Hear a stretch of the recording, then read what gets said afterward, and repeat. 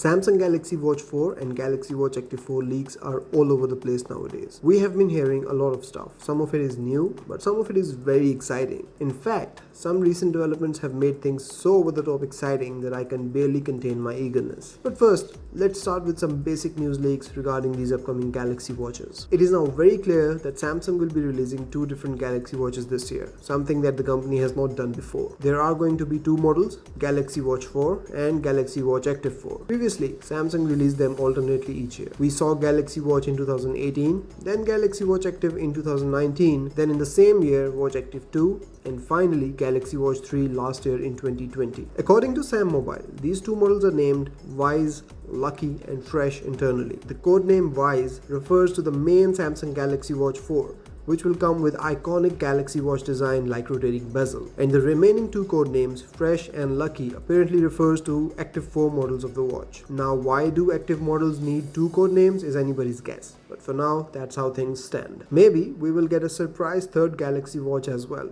Who knows? According to the reports, we will have different size variants as well. Galaxy Watch 4 will come in 42 and 46mm sizes, and Galaxy Watch Active 4 will be available in 40 and 42mm variants. What this means is that there will be a departure in size from the previous models of the Galaxy Watches. For example, Watch 3 came out with 41 and 45mm variants, whereas Active 2 came in 40 and 44mm sizes. Where Galaxy Watch 4 will be bigger than Galaxy Watch 3, the larger version of Active 4 will be smaller than Active 2. However, it is important to note that these are not actual screen sizes, but just the sizes of the casings. Screen sizes may or may not vary from previous models. There are some very specific claims made by Ice Universe Twitter handle, according to whom these new models will have a newer, faster and much awaited 5nm processor, and thank goodness for that, as all the Galaxy Watches since the Galaxy Watch in 2018 have been running on the same processor, Exynos 9110, a 10nm processor. It's 3 years old. Other than that, there will be 2D glass involved instead of 2.5D. Bezels will be narrowed, which gives me hope of larger display, at least on Galaxy Watch 4. And finally, he mentioned excellent frame texture, which is suspected to be a titanium alloy. So a lot of changes and improvements happening this year. And now let's talk about the biggest change yet, the change that will actually solve Galaxy Watch's biggest issues. We were hearing about leaks and rumors that Samsung is ditching Tizen OS in favor of Wear OS, and the move seemed really odd. Years ago, Samsung moved away from Wear OS solely because it was slow, battery life sucked, and it was simply not intuitive enough, and in moving away, Samsung introduced its own Tizen OS for its Gear S2 smartwatch. The software was so good and improved so much over the years that Samsung never looked back. Only feature where it lagged behind Wear OS was the lack of apps in the Galaxy App Store, and Samsung for the life of it could not convince major developers to hop onto the Tizen OS train. The result was that Galaxy Watch App Store lacked not just quality apps from top developers, but also official apps from Google, like Google Assistant and Google Maps, among many others. So that seemed like the only reason why Samsung was choosing Wear OS over its Tizen OS. Sam Mobile reported that Samsung will be overlaying Wear OS with its custom One UI 3-point-something software, so that it will look and function like any other Galaxy Watch, while having all the benefits of using Wear OS, like more and better apps. But as it turns out, the news was bigger than this.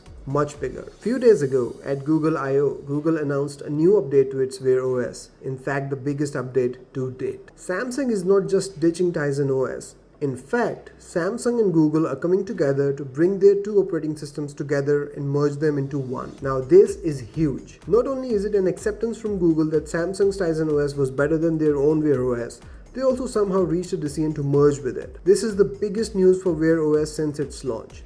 Because if they do it right, it will solve a lot of problems for Google and one major problem for Samsung. Also, Galaxy Watches will provide Wear OS a much needed credibility for other manufacturers to follow along. This partnership means that Tizen Wear OS will have all the major apps including Google's own, but also the intuitiveness, reliability and extra features of Tizen OS. Things like dark mode, theater mode, water lock mode, multiple pages of quick settings, and all the other useful features that Samsung puts in its software. Not to forget the much better battery life of Tizen powered Galaxy Watches as compared to the Wear OS. Finally, we will have official Google Maps and Google Assistant apps among many others on a Galaxy Watch, the lack of which I have lamented on for years. Well, if you thought that was enough, wait for it.